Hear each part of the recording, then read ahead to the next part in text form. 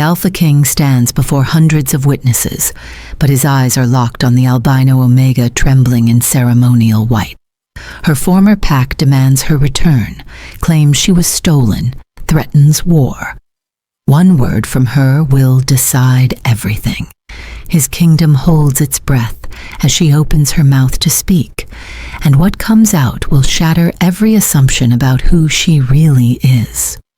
Before we dive in, comment where in the world you are watching from, and don't forget to click subscribe. Whispers echo through the frozen valleys of the Northern Territories, stories of a white wolf who appeared one winter and vanished just as mysteriously. Stories of an Omega marked by the moon herself, skin pale as fresh snow, hair the color of winter frost. Stories of a test that changed everything. But the truth, as it always is, runs deeper than legend, far deeper than anyone could have imagined. The storm hit without warning on the night of the winter solstice, transforming the world into a howling white nightmare.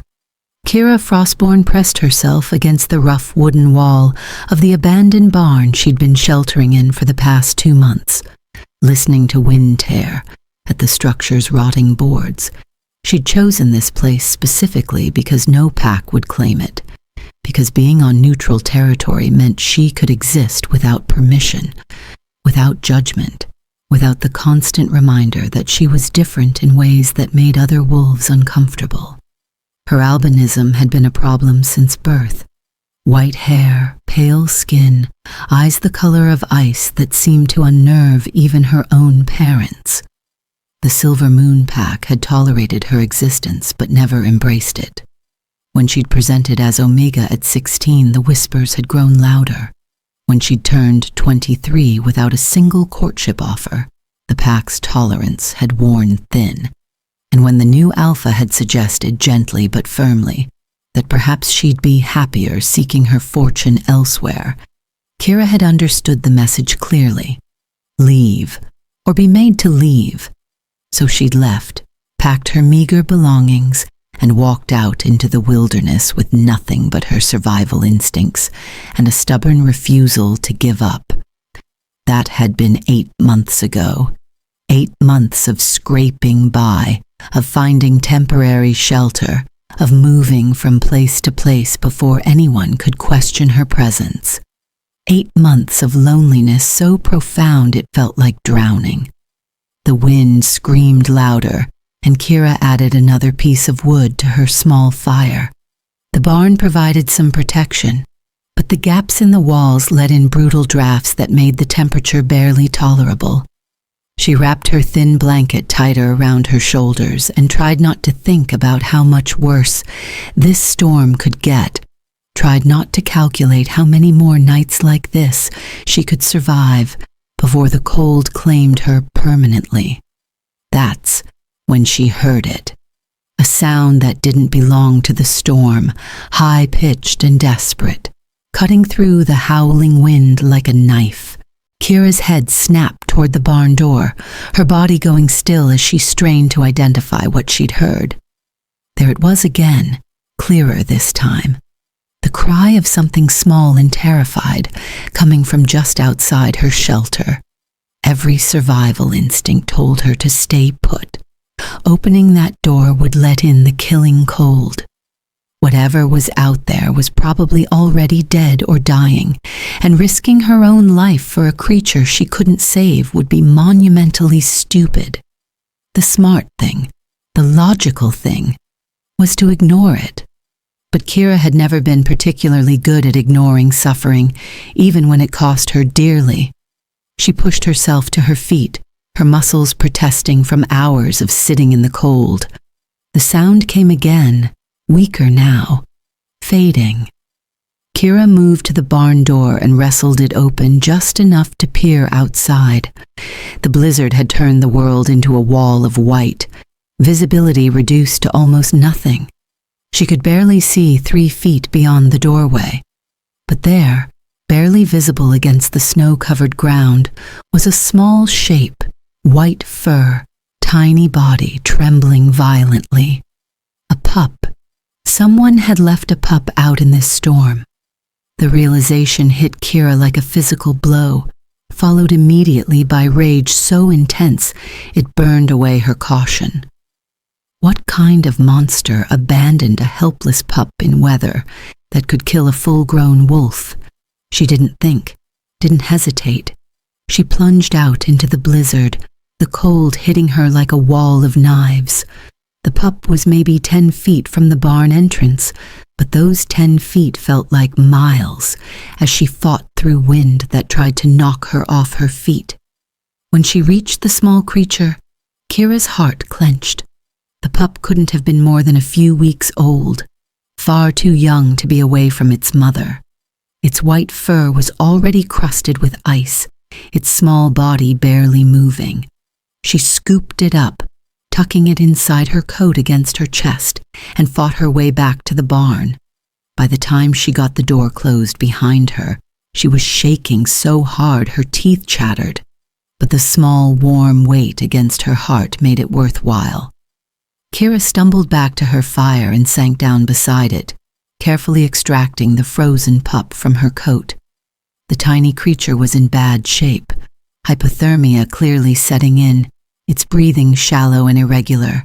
She grabbed every piece of fabric she owned, creating a nest near the fire, and began the delicate process of warming the pup, slowly enough not to shock its system. She rubbed its tiny paws, breathed warm air against its fur, whispered encouragement that it probably couldn't hear. "You're going to be okay," she murmured, her voice rough with emotion she couldn't quite name. "I don't know who left you out there, but they're not getting you back. You're mine now. Do you hear me? You're going to survive this." The pup's eyes fluttered open for just a moment, and Kira felt her breath catch. They were blue, the same pale ice blue as her own eyes, the same color that had made her an outcast her entire life. This pup was albino, just like her. Someone had thrown it away for the same reason her own pack had pushed her out. Because it was different. Because it didn't fit their idea of what a wolf should look like. The rage that flooded through Kira was unlike anything she'd ever felt. She'd accepted her own rejection with quiet resignation, had internalized the message that her difference made her less valuable. But seeing that same difference in this helpless creature, seeing it nearly dead because someone had decided it wasn't worth keeping, something inside her cracked wide open. No one was going to hurt this pup. No one was going to reject it, or abandon it, or make it feel worthless. She would die before she let that happen. Hours passed as Kira worked to save the pup's life. She kept the fire going despite her dwindling wood supply. She wrapped the tiny body in every warm thing she had. She held it against her chest, sharing her body heat, refusing to let it slip away into the cold darkness that had nearly claimed it. And slowly, impossibly, the pup began to respond. Its breathing strengthened. Its body stopped shaking. Its eyes opened again, focusing on her face with an awareness that seemed far too intense for such a young creature. "There you are," Kira whispered, feeling tears slide down her cheeks. "There you are, little one. You're going to make it. We're both going to make it." She didn't know where the certainty came from, but it settled into her chest like an anchor. She'd been drifting for months, surviving but not living, going through the motions without any real purpose. But now, holding this small life that depended entirely on her, she felt something shift. She had a reason to keep going, a reason to be stronger than she'd ever been, a reason to stop simply surviving and start fighting for something more. The storm raged through the night, but inside the barn, Kira created a small pocket of warmth and safety. She dozed fitfully, waking every few minutes to check on the pup, to make sure it was still breathing, still warm. Each time she woke, the small creature was there, alive and real, and depending on her. By the time gray dawn light began filtering through the gaps in the barn walls, the worst of the storm had passed.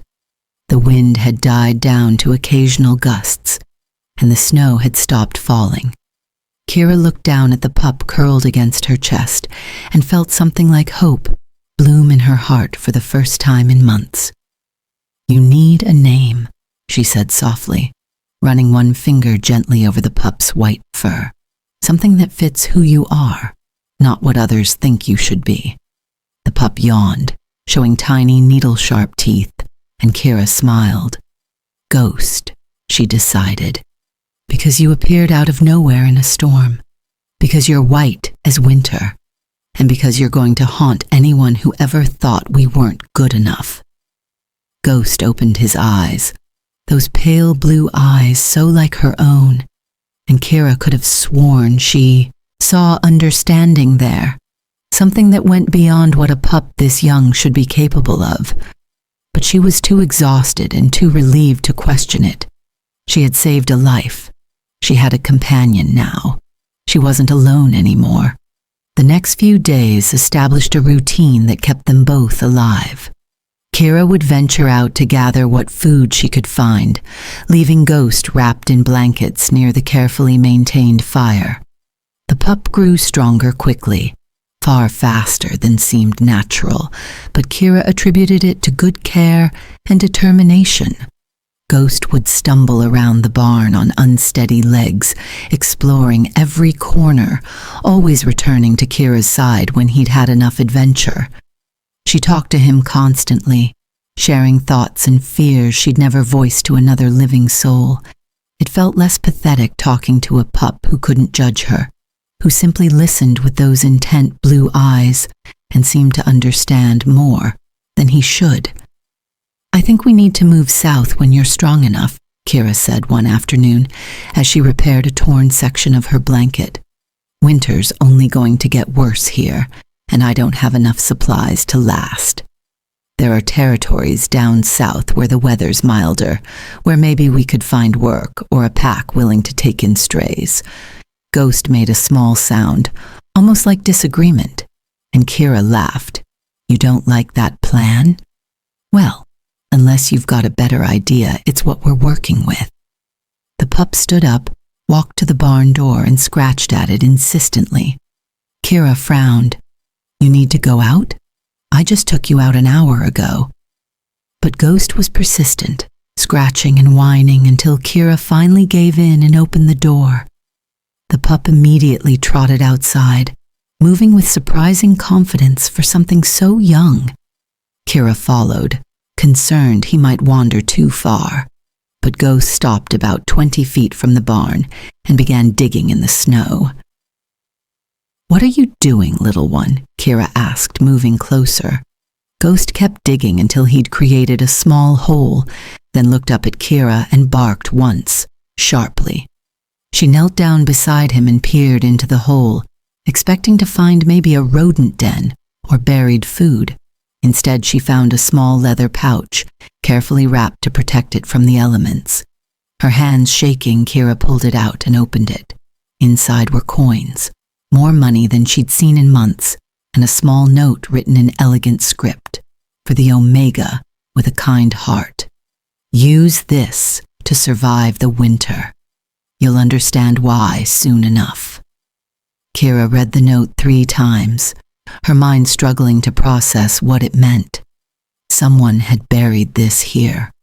Someone had known she would find it, or rather that Ghost would lead her to it. She looked down at the pup, who was watching her with those unsettlingly intelligent eyes, and felt the first whisper of suspicion curl through her mind. "Who are you really, Ghost?" she asked quietly. The pup just tilted his head, the picture of innocent confusion, but Kira wasn't fooled anymore. Something strange was happening here, something beyond a simple rescue of an abandoned pup. But whatever it was, that money would keep them fed and warm through the worst of winter, and she couldn't afford to look a gift horse in the mouth. She tucked the pouch safely inside her coat and scooped up Ghost, holding him close. "Thank you," she whispered, not entirely sure if she was thanking the pup or whoever had left the mysterious gift. "Thank you for giving us a chance." That night, as Kira counted the coins by firelight and made plans for what supplies to buy, when she could safely travel to the nearest settlement, Ghost curled up beside her, and she could have sworn she felt something like contentment radiating from his small form. The storm had brought them together. The mysterious gift had given them hope, and somewhere in the back of her mind a small voice whispered that this was only the beginning of something much larger. 2 weeks passed, and Ghost grew at an impossible rate. What should have taken months of development happened in days. The pup doubled in size, his coordination improving until he moved with a grace that seemed almost unnatural. His eyes remained that distinctive pale blue, watching everything with an intelligence that made Kira increasingly certain this was no ordinary wolf pup. But she pushed those thoughts aside, focusing instead on the practical matters of survival and the growing bond between them. The money from the mysterious pouch allowed Kira to make a careful trip to a nearby settlement where she traded for supplies. Warm blankets, preserved food, better tools for maintaining her shelter. The trader who sold her the goods looked at her with curiosity, but didn't ask questions, and Kira was grateful for the discretion. She hurried back to the barn before dark, anxious about leaving Ghost alone for so long. When she pushed open the barn door, her heart nearly stopped. Ghost was sitting in the center of the space, perfectly still, staring at the doorway as if he'd been waiting for her return. But he wasn't alone. Standing behind him, barely visible in the shadows, was a figure. Tall, broad-shouldered, radiating power that made Kira's Omega nature want to drop to her knees in submission. An alpha. A powerful alpha who had somehow gotten past all her carefully constructed defenses. Kira dropped her supplies and moved instinctively to place herself between Ghost and the stranger. "Who are you?" she demanded, her voice shaking despite her attempt at bravado. "What are you doing here?" The figure stepped forward into the firelight, and Kira felt the breath leave her lungs. He was beautiful in a way that had nothing to do with conventional attractiveness, and everything to do with raw power and presence. Dark hair, strong features, and eyes that gleamed gold in the flickering light. But what made Kira's blood run cold was the way Ghost moved, trotting over to the stranger and sitting calmly at his feet, like this was exactly where he belonged. "My name is Draken Stormcrown," the stranger said, his voice deep and carrying an authority that made the barn's very walls seem to vibrate. "I'm the Alpha King of the Northern Territories." He paused, his golden eyes fixed on Kira's face. "And I believe you've been taking excellent care of something that belongs to me." The words hit Kira like a physical blow. Ghost belonged to him. The pup she'd rescued, the companion who'd kept her from complete isolation, the small creature she'd poured all her care and affection into for the past 2 weeks, wasn't hers at all. He belonged to the Alpha King. She'd been set up, used, manipulated. The rescue, the mysterious money, all of it had been some kind of test. Rage flooded through her, hot and bright, burning away the instinctive submission her Omega nature demanded. "You left him out in that storm," she said, her voice low and dangerous. "You left a helpless pup to freeze to death. What kind of monster does that?" Drakon's expression didn't change, but something flickered in his golden eyes. "I left him where I knew you would find him," he corrected calmly. "I had guards positioned in the forest to intervene if you didn't come out. He was never in real danger." "Never in real danger?" Kira's voice rose, months of suppressed emotion finally breaking free. "He was hypothermic. He nearly died. I spent hours keeping him alive, thinking I was saving an abandoned pup, and you're telling me it was all theater? Some kind of sick test to see what I'd do? Not theater, Dracon said, and now there was steel beneath the calm. A test, yes, but not a sick one, a necessary one. You can't possibly understand what's at stake here, what I needed to know before I could move forward. Then explain it, Kira demanded.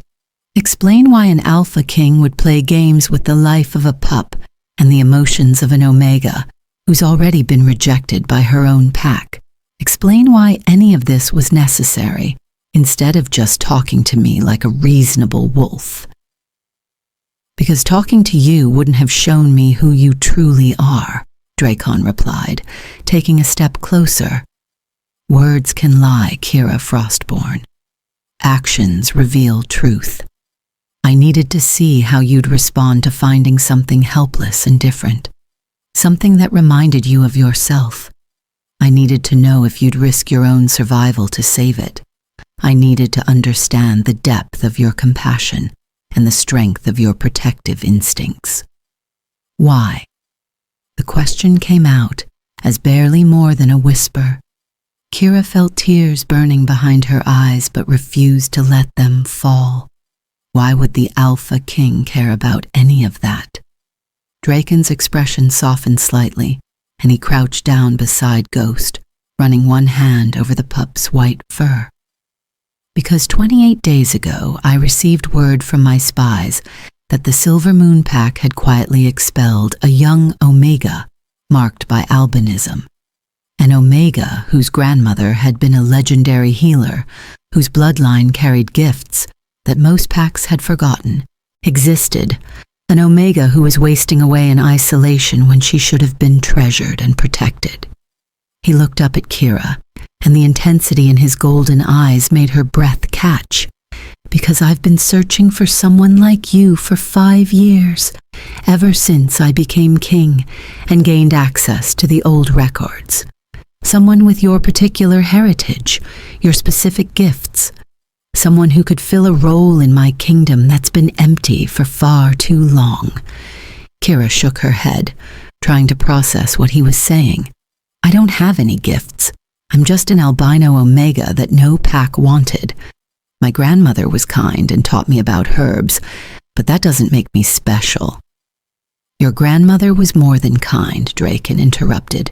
She was a moon-touched healer, one of the last true practitioners of the ancient healing arts, and she passed that gift down to you, along with something else, something that only reveals itself when tested properly. He stood up, moving closer to Kira with slow, deliberate steps. When you rescued Ghost, when you poured your energy into keeping him alive, you used abilities you didn't even know you possessed. Healing energy that most wolves can't access. Empathic connection that allowed you to sense exactly what he needed. Protective instincts so strong they overrode your own survival drive. Those aren't common traits, Kira. Those are the marks of a moon-blessed healer, the kind of wolf that only emerges once in a generation. The kind of wolf that an Alpha King would cross his entire territory to find. Kira felt dizzy, the world tilting around her. This had to be a mistake. She was nobody, nothing special except for the albinism that made her an outcast. But even as she tried to deny it, she remembered the strange warmth that had flowed through her hands when she'd held Ghost, the way she'd known exactly what to do to save him despite having no formal training. The connection she'd felt to the pup that went beyond normal affection.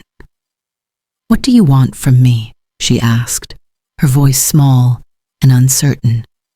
Draken stopped just a few feet away, close enough that she could feel the heat radiating from his body, could smell pine and winter, and something wild that made her Omega nature sing with recognition. I want to offer you a place in my kingdom, he said quietly, not as a tolerated outcast, but as my royal healer, someone who would be honored and valued. who would have every resource she needs to develop her gifts, who would never again have to worry about survival or rejection. He paused, and something shifted in his expression, something almost vulnerable. And I want the chance to court you properly, to show you what your life could be like with someone who sees your difference as blessing rather than curse, to prove that you were never the problem. The wolves who rejected you simply lacked the vision to recognize what they had. The mate bond, Kira whispered, suddenly understanding. That's what this is about. You felt it, didn't you? When you were watching me rescue Ghost. Draken nodded slowly. The moment you stepped out into that storm to save him, the moment you put his life before your own without hesitation, the bond formed. I felt it snap into place like destiny finally clicking into alignment. You are my true mate, Kira. The one person in all of existence that the moon goddess created specifically for me. But the mate bond isn't something I'll force on you, he continued, his voice firm.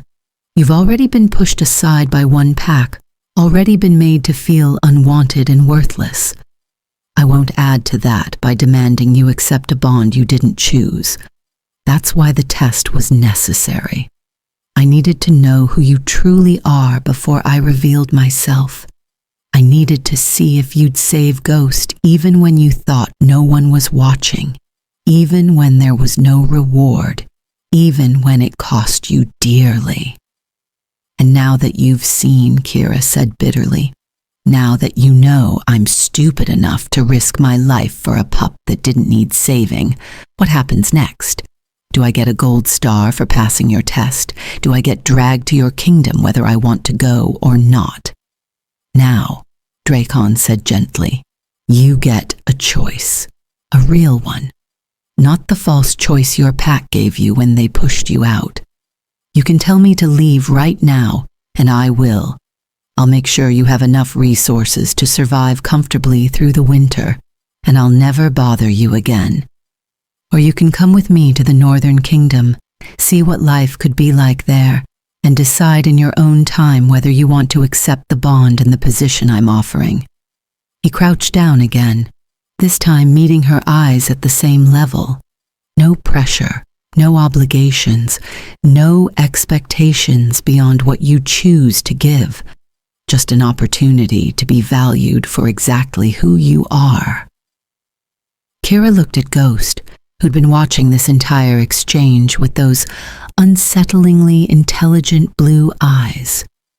The pup who wasn't really a pup, who'd been placed in her path as a test, who'd made her feel less alone for the first time in months. Part of her wanted to rage at the manipulation, at being observed and judged without her knowledge, but another part, the part that had been lonely for so long, whispered that maybe this was exactly what she needed. If I come with you, she said carefully, Ghost comes too. I don't care if he was part of your test. He's mine now, and I won't leave him behind. Draken smiled, genuine warmth transforming his features. Ghost is yours for as long as you want him. In fact, he seemed quite taken with you. I think he'd be upset if I tried to separate you now. And I want your word, Kira continued, feeling braver, that you won't try to force the mate bond on me. That I'll have real time to decide, not just a few days before you start pushing for acceptance. You have my word, Draken said solemnly. As Alpha King, witnessed by the moon herself, I swear that you'll have all the time you need, months, years, whatever it takes for you to feel certain. Your choice will be respected. Kira took a deep breath, feeling like she was standing on the edge of a cliff about to jump. Okay, she said quietly, I'll come with you. I'll see your kingdom and decide if I can trust this, if I can trust you. But I'm not promising anything more than that.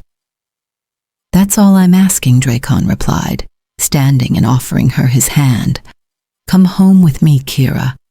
Let me show you what your life could be like when you're valued instead of tolerated."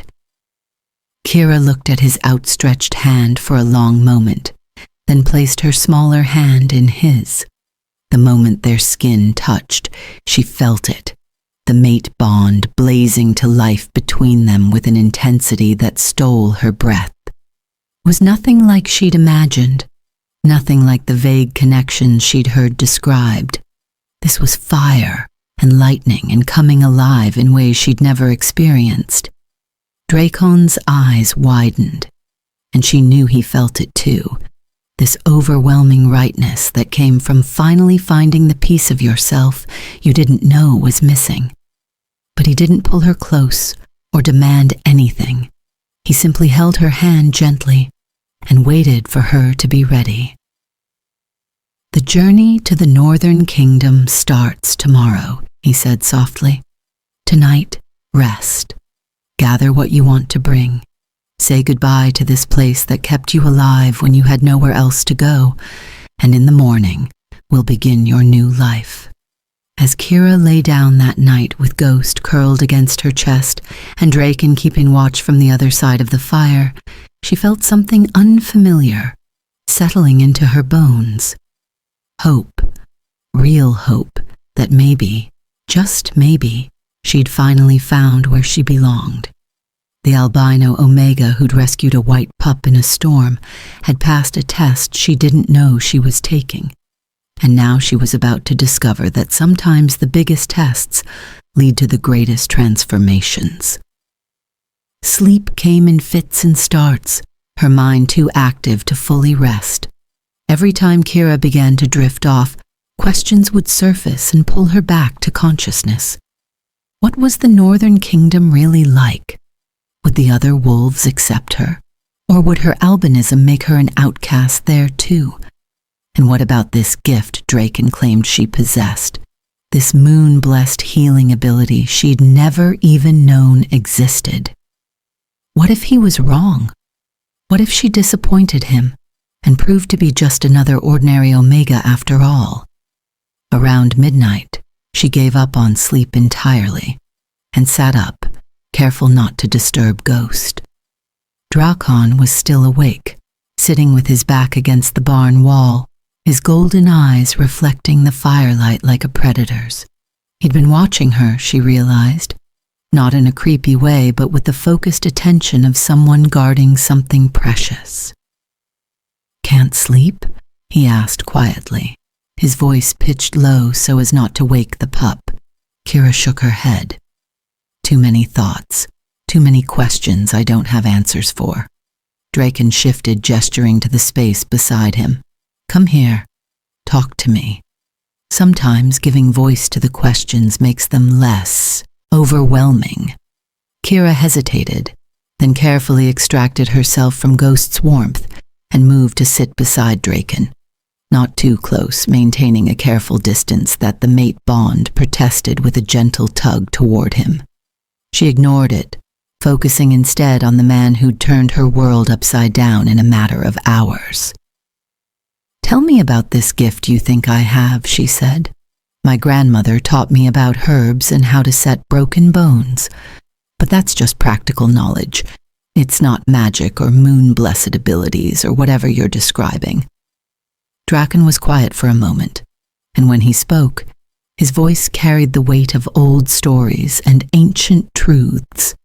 In the time before pacts became political entities, before territories and hierarchies and all the structure we know today, there were wolves who served as bridges between the physical and spiritual realms, healers who could sense sickness before it manifested, who could draw pain out of wounded bodies, who could calm fractured minds with nothing but their presence and intention.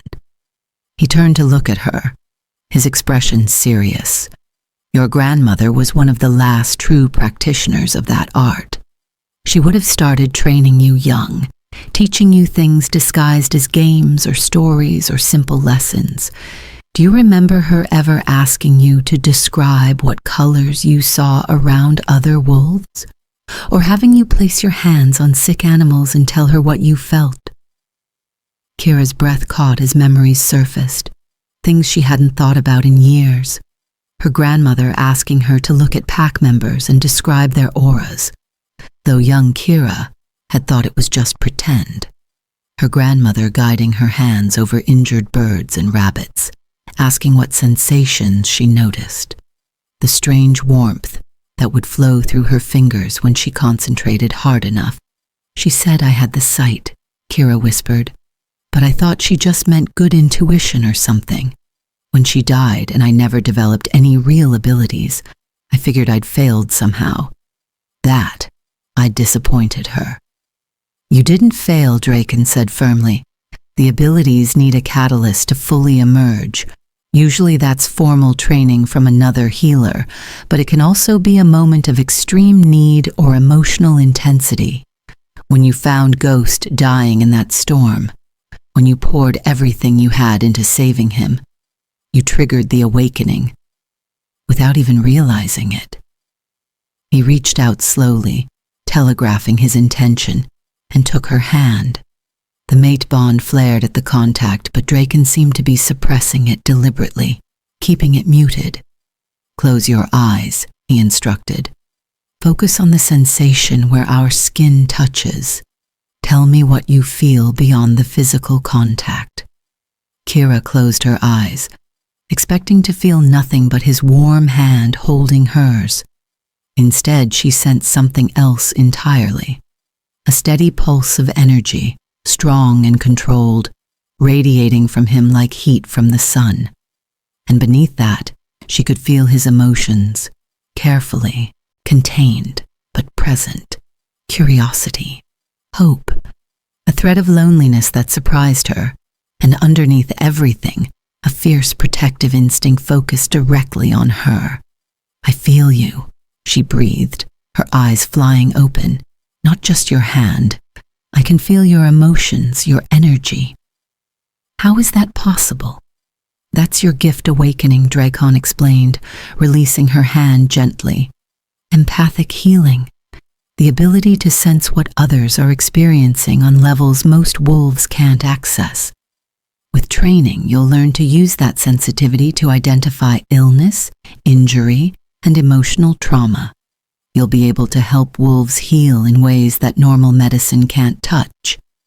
Kira stared at her hands like they belonged to a stranger.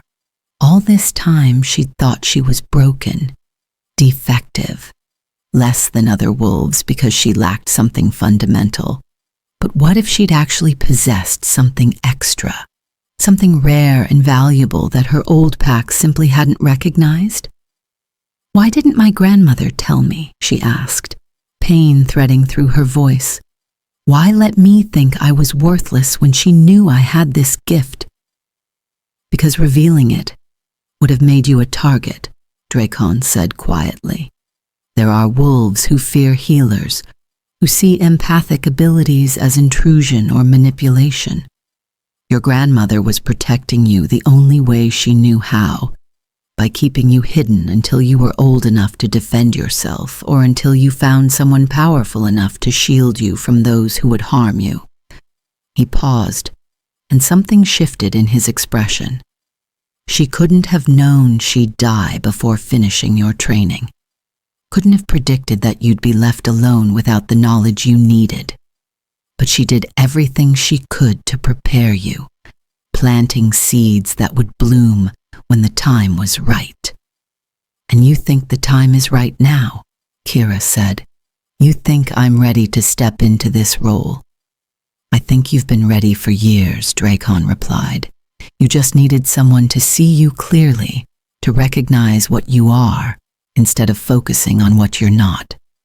Your albinism isn't a defect, Kira. It's a mark. The old texts describe moon-blessed healers as being touched by lunar light, bearing physical signs of their connection to the goddess. White hair, pale skin, eyes the color of ice. You're not broken. You're exactly what you were meant to be. The words cracked something open in Kira's chest, and she felt tears spill down her cheeks before she could stop them.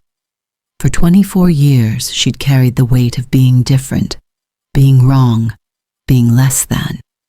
And in a single conversation, this alpha she barely knew was offering her a completely different narrative, one where her difference was purpose instead of flaw. "Thank you," she whispered, her voice breaking. "Even if nothing else comes of this, even if I can't do what you think I can, thank you for seeing me as something other than defective." Drakon's hand came up to gently wipe away her tears, his touch careful and respectful. "You're going to do far more than I think you can," he said softly. "You're going to surprise yourself, Kira, and I'm going to be there to witness every moment of your transformation." They sat in comfortable silence after that, watching the fire burn down to embers.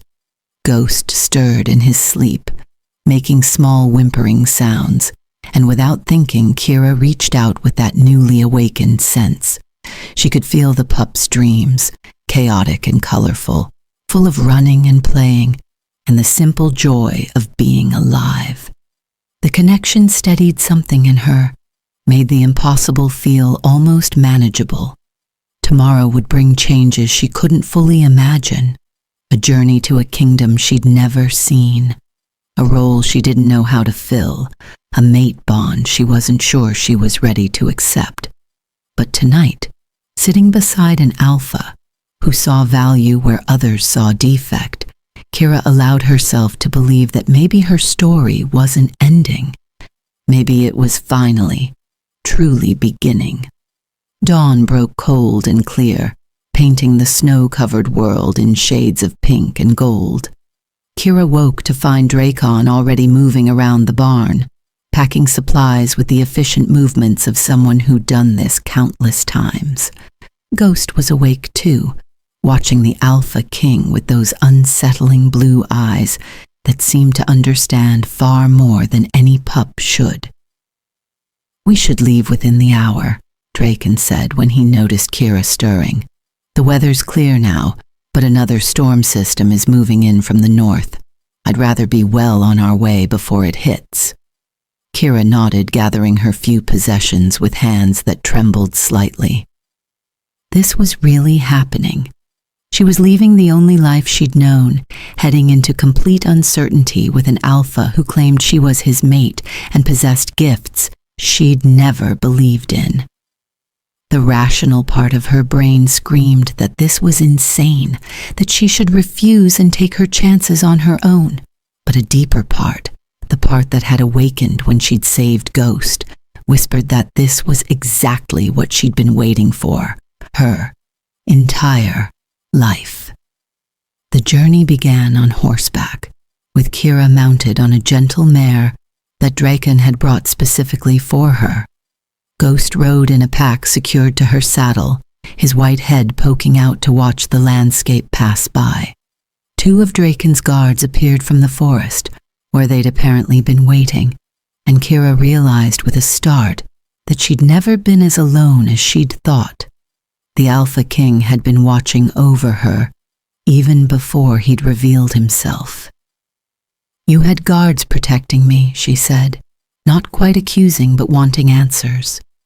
Drakon, riding beside her on a massive black stallion, nodded without shame. "From the moment my scouts confirmed your location, I couldn't risk something happening to you before I had a chance to meet you properly." That should have felt invasive, but instead Kira found it oddly comforting. Someone had cared enough to keep her safe, even when she didn't know they existed. Someone had valued her life, enough to assign guards to watch over a rejected Omega, living in an abandoned barn. The landscape changed as they traveled north, the sparse forest giving way to dense pine woods that seemed to stretch forever. Drakon kept up a steady stream of conversation, telling Kira about the Northern Kingdom, the wolves who lived there, the structure and customs she'd need to learn. He never made it sound overwhelming, just interesting facts about a place that might become her home.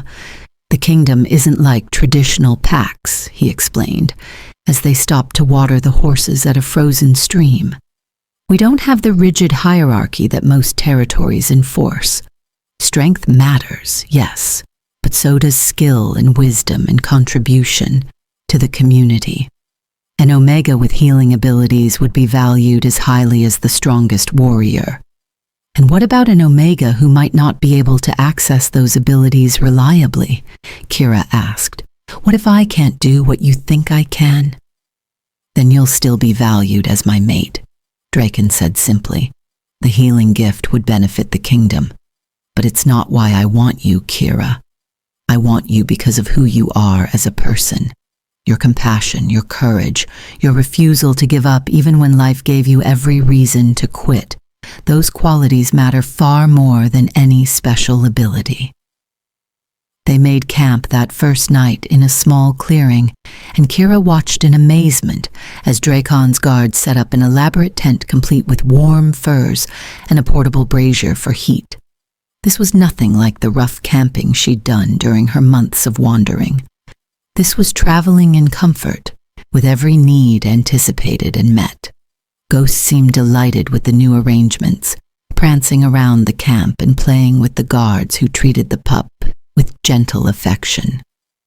Kira noticed that despite their obvious respect for Draken, the guards also showed her deference, calling her my lady and asking if she needed anything.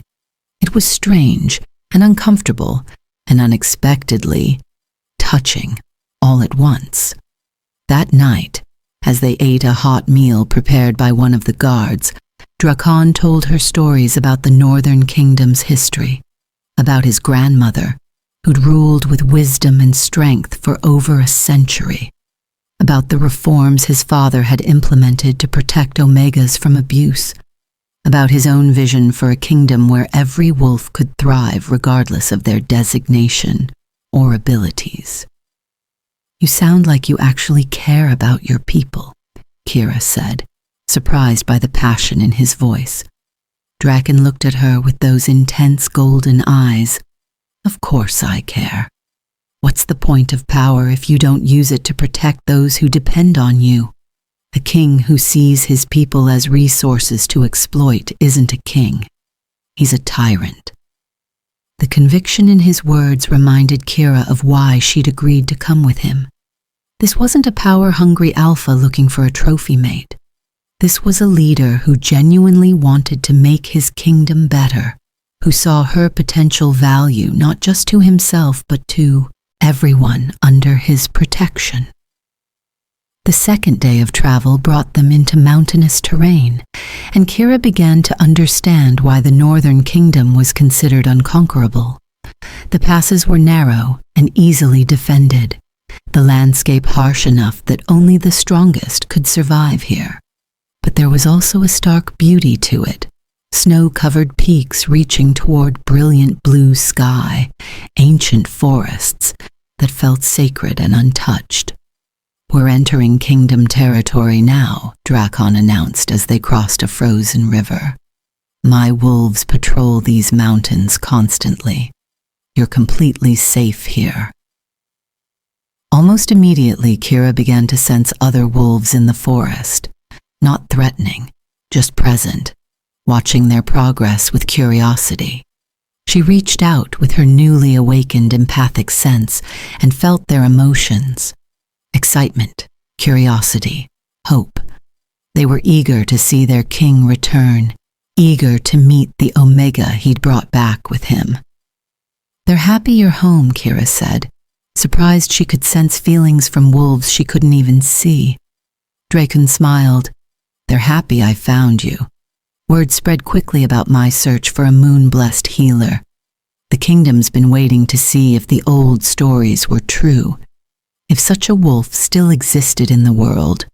The pressure of those expectations should have terrified Kira, but instead she felt something settle in her chest. These wolves wanted her to succeed. They were hoping she could help them, not waiting for her to fail. It was so different from the Silver Moon Pack's constant judgment that she hardly knew how to process it. They reached the kingdom's main compound on the afternoon of the third day, and Kira's breath caught at the sight. It wasn't a crude collection of cabins like most pack territories. It was a fortress built into the mountainside, with stone walls and towers that looked like they'd stood for centuries.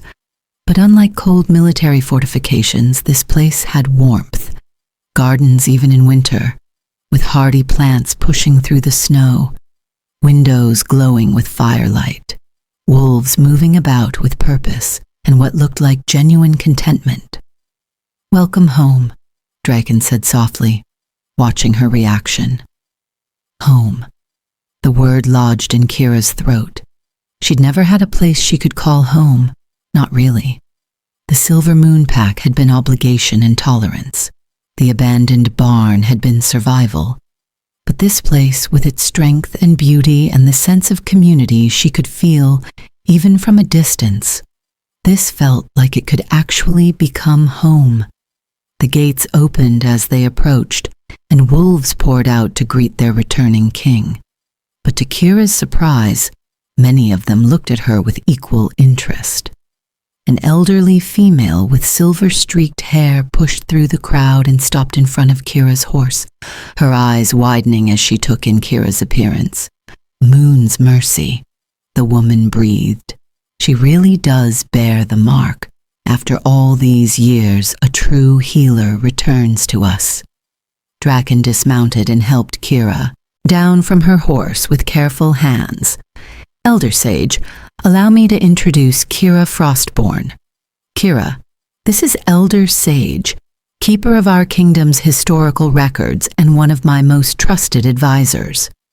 The elderly woman bowed deeply, and Kira felt panic flutter in her chest.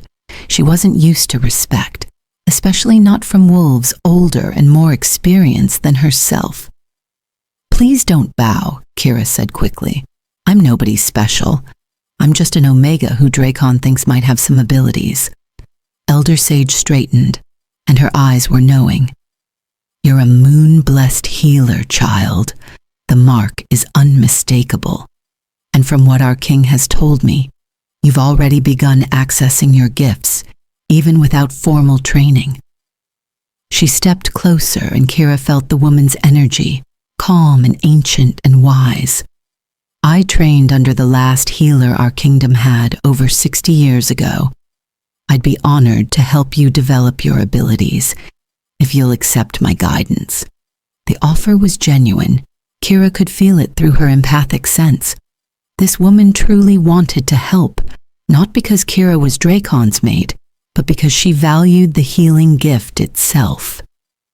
"I'd be grateful for any help you can offer," Kira said honestly.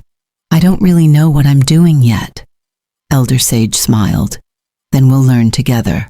Come, let me show you to your quarters. You must be exhausted from the journey." Kira was led to a suite of rooms that were far more luxurious than anything she'd ever experienced.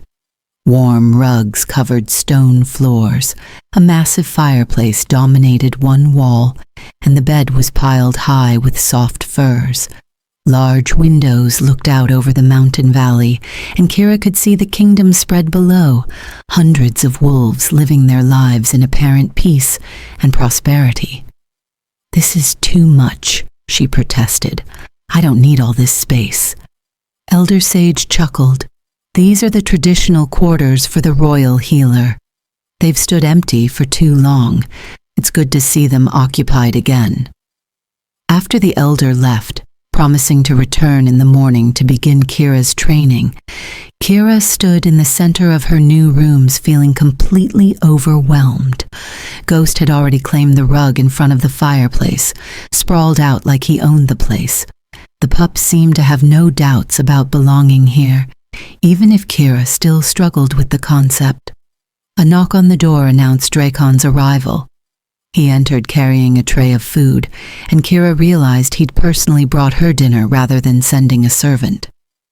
"I thought you might want to eat in peace tonight," he said, setting the tray on a small table.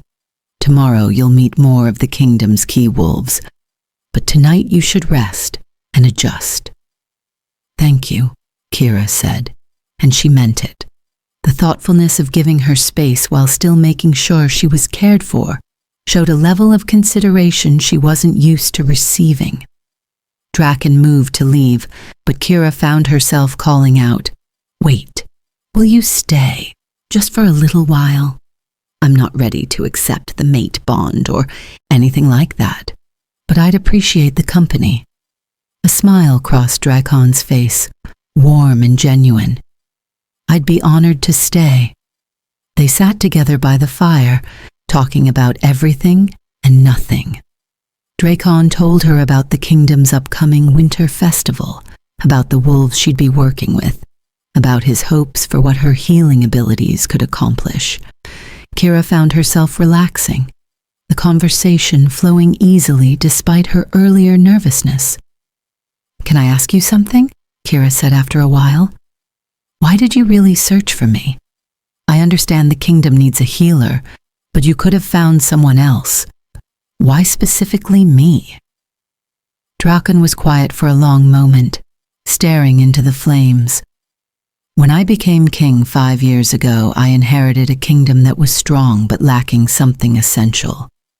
We had warriors and hunters and skilled craftspeople, but we'd lost our connection to the spiritual side of our nature, the healing traditions, the old ceremonies, the understanding that wolves are more than just physical beings."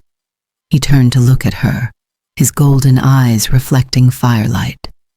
"I found references to your grandmother in the old records, descriptions of her work with the Silver Moon Pack, the lives she'd saved, the wisdom she'd shared. When I learned she'd had a granddaughter who'd been pushed out, who'd been rejected for bearing the very marks that should have made her treasured, I knew I had to find you, not just for the kingdom, but because it was wrong. You deserved better than abandonment. So this was about justice as much as need," Kira said softly. "This was about recognizing value where others saw defect," Drakon corrected. "And yes, I'll admit that when I first found you, when I watched you risk your life for Ghost without hesitation, the mate bond formed. But Kira, even if the bond hadn't manifested, I still would have brought you here. You still would have been offered a place in this kingdom. The bond just made my desire to protect you more intense, more personal." The honesty in his words cracked something open in Kira's chest. He wasn't trying to manipulate or coerce her. He was simply being truthful about his motivations, giving her all the information she needed to make informed decisions. "I'm going to need time," she said. "Time to learn about my abilities, time to understand what life here really means, time to figure out if I can trust this, if I can trust you." "Take all the time you need," Drakon replied. "I've waited 5 years to find you. I can wait longer for you to be ready." The following weeks fell into a rhythm that was both challenging and surprisingly comfortable. Elder Sage began Kira's training in earnest, teaching her meditation techniques to strengthen her empathic sensitivity, showing her how to channel healing energy deliberately rather than letting it flow unconsciously. The work was exhausting, pushing Kira to access parts of herself she'd kept locked away for years. But it was also exhilarating. Every day brought new discoveries, new abilities manifesting as Kira learned to trust her gifts. She could sense illness in wolves before symptoms appeared, could soothe pain with her touch, could calm anxiety with her presence. The kingdom's wolves began seeking her out, and Kira found herself becoming the healer Drakon had believed she could be. Ghost grew rapidly, far faster than normal, and Kira began to suspect the pup wasn't entirely what he seemed. When she finally confronted Drakon about it, he admitted the truth. Ghost was a shifter pup from a royal bloodline, one who'd been born albino and rejected by his own pack. Drakon had taken him in, planning to raise him as part of the royal family, but had used him as part of the test to see how Kira would respond. "You used a real abandoned pup," Kira said, not sure whether to be angry or impressed. Not just any pup, but one who actually needed rescuing. I told you the test had to be real, Dracon replied. Ghost's former pack would have killed him for his albinism. By placing him where you'd find him, I ensured he'd be saved while also revealing your true character. 2 birds, 1 stone. The pragmatism should have bothered Kira, but she'd come to understand that Dracon's mind worked in layers, always considering multiple outcomes and benefits. He was a strategic thinker, which made him an excellent king, even if it sometimes made him difficult to read as a person. As winter deepened, Kira's confidence grew. She successfully treated her first serious case when a young wolf came down with fever that the kingdom's traditional healers couldn't break. Kira had placed her hands on the patient's chest, reached deep with her empathic sense, and found the source of the illness. A spiritual wound caused by unprocessed grief. She'd drawn the pain out, helped the wolf finally mourn a loss they'd been denying, and the fever had broken within hours. Word of the healing spread through the kingdom, and Kira found herself being regarded with a respect that still felt foreign, but was becoming easier to accept. She wasn't an outcast here. She was valued, needed, appreciated for exactly who she was. Her relationship with Dracon deepened slowly, carefully. He continued to court her with patience and thoughtfulness, never pushing for more than she was ready to give. They would walk through the kingdom together, Dracon pointing out improvements he wanted to make, or asking Kira's opinion on matters of governance. They would eat meals together, talking about everything from philosophy to pack politics. They would sit by fires in the evening, comfortable in silence or deep in conversation depending on the mood. The mate bond hummed constantly between them, growing stronger each day. But Dracon kept his word about not pressuring her to accept it formally. He let Kira set the pace, respecting her boundaries even when she could sense through the bond how much he wanted more. The turning point came 3 months after Kira's arrival. A messenger arrived with news that made Dracon's face go hard with anger. The Silvermoon Pack, Kira's former home, had sent a formal request for her to be returned. They claimed she'd been taken against her will, that the Alpha King had no right to keep one of their wolves. Dracon brought the message to Kira personally, his jaw tight with barely controlled fury. They have the audacity to claim you as theirs after they pushed you out, after they made it clear you were unwanted. Do they think I'm stupid enough to believe this is about concern for your welfare? Kira read the message, recognizing her former alpha's flowery language, trying to mask the real motivation. They'd heard about her healing abilities, about her position in the Northern Kingdom. Now that she was valuable, they wanted her back, wanted to claim credit for her success. "What are you going to do?" Kira asked, curious to see how Dracon would handle this. "I'm going to send back a response that makes it crystal clear you're under my protection, and any attempt to reclaim you will be considered an act of war," Dracon said flatly. "But the decision about whether to even acknowledge their claim is yours, Kira. What do you want?" Kira thought about the Silvermoon Pack, about the wolves who tolerated her existence but never valued it, about the Alpha who'd suggested she leave rather than fight for her place, about the years of subtle and not-so-subtle messages that she didn't belong. "I want you to tell them that I was never theirs to claim," she said quietly, "that I left of my own free will, and I'm staying here of my own free will, that I've found a home that values me, and I have no intention of returning to a pack that only wants me now that I'm useful to them." Dracon's expression softened. "Are you saying this is home? That you want to stay permanently?" Kira met his eyes, feeling the truth of her words settle into her bones.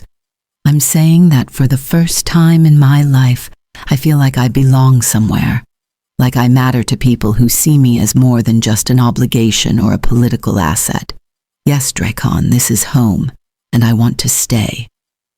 The smile that crossed Dracon's face was radiant. Then I'll make sure the Silver Moon Pack understands you're exactly where you're meant to be. That night, as Kira sat in her quarters with Ghost, now a gangly adolescent wolf sprawled across her feet, she felt the mate bond pulse with unusual intensity. She'd been feeling it more strongly lately, the pull toward Draken growing harder to ignore, and she realized she didn't want to ignore it anymore. She found Dracon in his study, poring over maps and reports. He looked up when she entered, surprise and pleasure crossing his face. "Kira, is everything all right?" She closed the door behind her and took a deep breath. "I've been thinking about the mate bond, about what it means and whether I'm ready to accept it." Draken set down his papers immediately, giving her his full attention. "And what have you decided?" Kira moved closer, feeling nervous but certain. "I've decided that I've been ready for a while now. I was just scared. Scared of being hurt again, scared of trusting someone with that much power over me, scared of what it would mean to fully commit to this life." "But you're not scared anymore?" Dracon asked gently. "I'm terrified," Kira admitted, "but I'm also certain. You've shown me through your actions that you value me. You've given me time and space and respect. You've helped me discover abilities I didn't know I had and supported me in developing them. You've made me feel seen and valued in ways I never experienced before." She took his hands, feeling the mate bond flare at the contact. "I want to accept the bond, Draken. I want to be your mate, your partner, your equal. I want to build a life with you here in this kingdom that's become my home." The joy that flooded through the bond from Draken's side was overwhelming, pure and intense and beautiful. He pulled Kira into his arms, holding her like she was precious and irreplaceable. "You have no idea how long I've waited to hear you say that," he murmured against her hair. "How many nights I've lain awake hoping you'd choose me. Choose this. Choose us." "I choose us," Kira said firmly. "I choose the life we can build together. I choose the mate bond and everything that comes with it." When Dracon kissed her, the mate bond exploded between them, fully activated and unrestrained. Kira felt their souls intertwining, becoming connected in ways that went beyond physical or emotional. She could feel his love, his devotion, his absolute commitment to her happiness and safety, and she poured her own feelings back through the bond, letting him feel how deeply she'd come to care for him. The official mating ceremony was held during the winter festival, with the entire kingdom gathering to witness their alpha king claim his mate. Kira wore a dress of white fur trimmed with silver, her albino features no longer a source of shame but a visible sign of her moon-blessed status. Dracon stood beside her in ceremonial robes, looking every inch the powerful king he was, but his eyes were soft as they rested on her face. Elder Sage performed the ceremony, speaking the ancient words that bound two souls together for life. When it came time for Draken to place his mark on Kira's neck, claiming her as his mate before the entire kingdom, Kira felt no fear, only certainty that this was exactly where she belonged. The celebration lasted long into the night, with wolves from across the kingdom coming to offer their congratulations and blessings. Kira met dozens of wolves who shared stories of how her healing had helped them or their loved ones, who expressed gratitude for her presence in the kingdom. It was overwhelming and wonderful, and so far from the lonely existence she'd lived just months before. As the party wound down and wolves began drifting home, Kira found herself on a balcony overlooking the kingdom, Ghost at her side, in his wolf form. The Adolescent Shifter had grown fiercely protective of her, following her around the palace like a shadow. Drakon joined them, wrapping his arms around Kira from behind and resting his chin on top of her head. "Happy?" he asked softly. Kira leaned back against him, feeling the mate bond hum with contentment, happier than I ever imagined possible. A year ago, I was alone in an abandoned barn, convinced my life was effectively over. And now I'm here, mated to an alpha king, serving as a healer, surrounded by wolves who value me. It feels like a dream. "It's not a dream," Drakon assured her. "This is real, and it's only the beginning. We have a lifetime ahead of us, Kira. A lifetime of healing and leading and building something beautiful together." Kira thought about the test that had started everything, about rescuing a white pup in a storm and unknowingly proving herself worthy of a destiny she'd never imagined. About how the worst rejection of her life had led directly to the greatest blessing. The Albino Omega, who everyone said was broken, had discovered she was actually blessed. The wolf who'd been pushed out of her pack had found her true home, and the test she'd passed without knowing she was being tested had revealed not just her abilities, but her worth. Years later, when young wolves would come to her feeling broken or different or worthless, Kira would tell them her story. She'd show them Ghost, now a strong adult warrior who served as her personal guard.